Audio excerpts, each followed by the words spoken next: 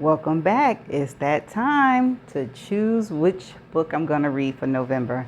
So, first up is this book here. It is Everyone on This Train is a Suspect by Benjamin Stevenson. Never read the author before, and it says it's the best selling author. Okay, so like I always do, I just read chapter one of four options, and this is the first option.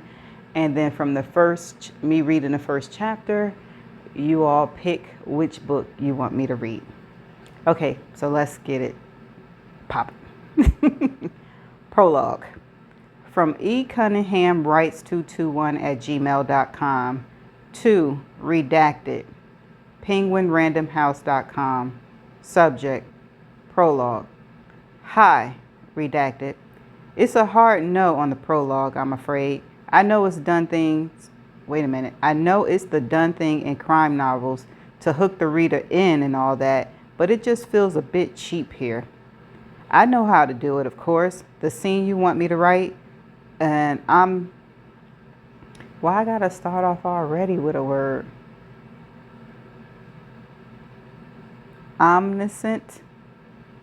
I would survey the cabin's destruction, lingered on signs of a struggle, the strew sheets, the upturned mattress, the bloody handprint on the bathroom door, and, in fleeting glimpse of clues, 3 words hastily scrawled in blue ink on a manuscript, at odds with crimson, dripping tip of the murder weapon, just enough to tantalize but nondescript enough not to spoil you.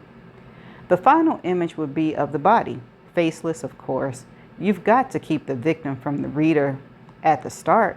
Maybe a sprinkle of some little detail, a personal item like a piece of clothing, the blue scarf or something, I'm not sure, that the reader can watch for in the build-up. That's it. The book, the blood, the body, carrots dangle in the prologue. It's not like I don't trust your editorial judgment. It just seems overly pointless to me to replay a scene from later in the book merely for the purpose of suspense.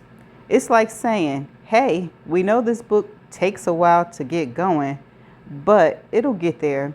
Then the poor reader is just playing catch up until we get to the murder.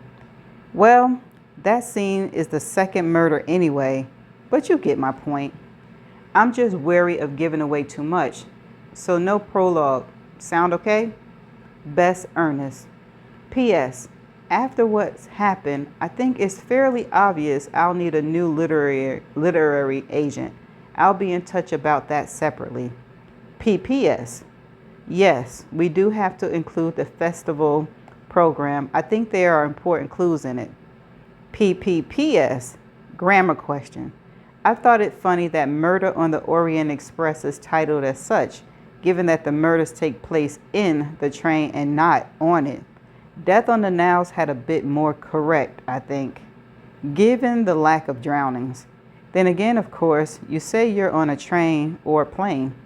I'm laboring the point, but I guess my question is whether we use on or in for our title. Given, of course, most of the murders take place in the train, except, of course, what happens on the roof, which would be on. Except for the old fella partner and those who died alongside him. But that's a flashback. Am I making sense? Memoir, Chapter 1. So I'm writing again, which is good news, I suppose, for those wanting a second book, but more unfortunately for the people who had to die so I could write it. I'm starting this from my cabin on the train, as I want to get a few things down before I forget or exaggerate them. We're parked not at a station, but just sitting on the tracks about an hour from Adelaide. Adelaide. The long red desert of the last 4 days had been replaced first by the golden wheat belt and then by the lush green paddocks on dairy farms. The previous flat horizon, now a rolling grass ocean, peppered with the slow, steady turn of dozens of wind turbines. We should have been in Adelaide by now, but we've had to stop so the authorities can clean up the bodies. I say clean up, but I think the delay is mainly that they're having trouble finding them, or at least all the pieces. So here I am with a head start on my writing. My publisher tells me sequels are tricky. There are certain rules to follow, like doing out backstories for both those who read me before and those who've never heard of me. I'm told you don't want to bore the returnees, but you don't want to confuse the newbies by leaving too much out. I'm not sure which one you are, so let's start with this. My name's Ernest Cunningham, and I've done this before, written a book that is, but also solved a series of murders. At the time, it came quite naturally, the writing, not the deaths, of which the cause were the opposite of natural, of course. Of the survivors, I thought myself the most qualified to tell the story, as I had something that could generously be called a career in writing already. I used to write books about how to write books, the rules for writing mystery books, to be precise. And they were more pamphlets than books, if you insist on honesty. Self-published, $1 a piece online. It's not every writer's dream, but it was a living. Then when everything happened last year up in the snow and the media came knocking, I thought I might as well apply some of what I knew and have a crack at writing it all down. I had help, of course, in the guiding principles of Golden Age murder mysteries set out by writers like Agatha Christie, Arthur Conan Doyle, and in particularly a bloke named Ronald Knox, who wrote out the 10 Commandments of detective fiction. Knox isn't the only one with a set of rules. Various writers over the years have had a crack at breaking down a murder mystery into schematics. Even Henry McTavish had a set. If you think you don't already know the rules to writing a murder mystery, trust me, you do. It's all intuitive. Let me give you an example. I'm writing this in first person. That means in order to have sat down and physically written about it, I survived the events of the book. First person equals survival. Apologies in advance for the lack of suspense when I almost bite the dust in chapter 28. The rules are simple. Nothing supernatural. No surprise identical twins. The killer must be introduced early on. In fact, I've already done that and we're not even through the first chapter yet, though I expect you may have skipped the prelims. And be a major enough character to impact the plot. The last one's important. Gone are the days when the butler done it. In order to play fair, the killer must have a name, often used.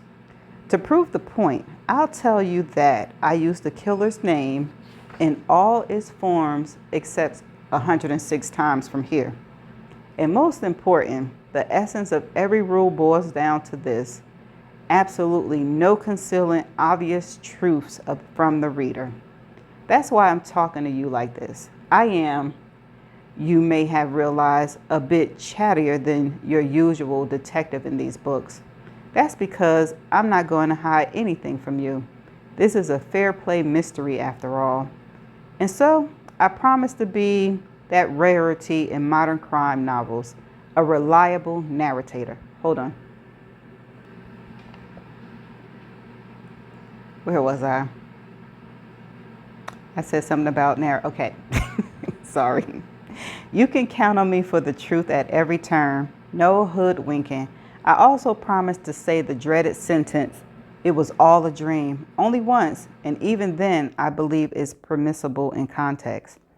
Alas, no writers carried to jot down any rules specifically for sequels. Conan Doyle famously delighted in killing off Sherlock Holmes, begrudgingly bringing him back just for the money. So I'm going it alone here.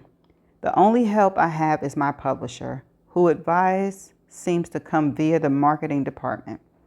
Her first piece of advice was to avoid repetition. That makes good sense. Nobody wants to read the same old plot rehashed again and again. But her second piece of advice was to not deliver a book completely unlike the first, as readers will expect more of the same. Just to reiterate, I don't have any control over the events of the book. I'm just writing down what happened.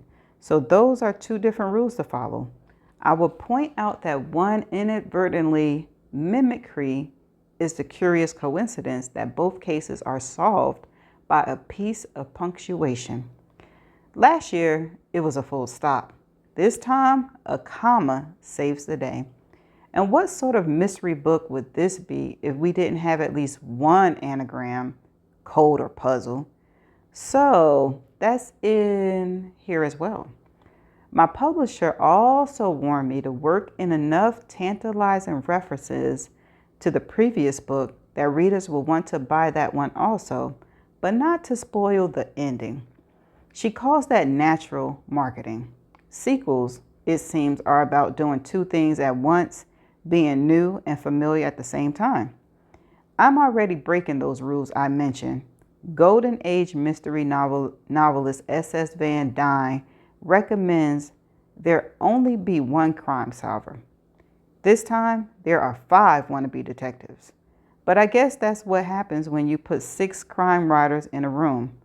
I say 6 writers and 5 detectives because one's the murder victim. It's not the one wearing the blue scarf. That's the other one. I'd say Van Dyne would be rolling in his grave, though that would break one of the general rules about the supernatural. So he'd be lying very still but disappointed at all the same. If I may repeat myself, it's not up to me which rules I break when I simply catalog what happened. How I managed to stumble into another mystery is anyone's guess. And the same people who accuse me of profiteering from a serial killer picking off my extended family one by one in the last book, natural marketing, see, will likely accuse me of the same here. I wish it hadn't happened. Not now and not back then. Besides, everyone hates sequels. They are so often accused of being a pale imitation of what comes before. Being that the last murders happened on a snowy mountain and these ones happen in a desert, the joke's on the naysayers. A pale imitation this won't be because at least I've got a tan. Time to shore up my bona fides as a reliable narrator. The rap sheet for the crimes committed in this book amounts to murder, attempted murder, rape, stealing, trespassing, evidence tampering, conspiracy, blackmail, smoking on public transport, headbutting, I guess the technical term is assault, burglary, yes, this is different from stealing, and improper use of adverbs. Here are some further truths. 7 riders board a train. At the end of the line, 5 will leave it alive. 1 will be in cuffs. Body count, 9. Bit lower than last time. And me, I don't kill anyone this time around. Let's get started again. Okay. I like the humor in this part right here. I don't know if it's going to go throughout the whole book, but I enjoyed that part. And like I said, I never read this author's book before, so this is option 1. See you in the next option. Bye.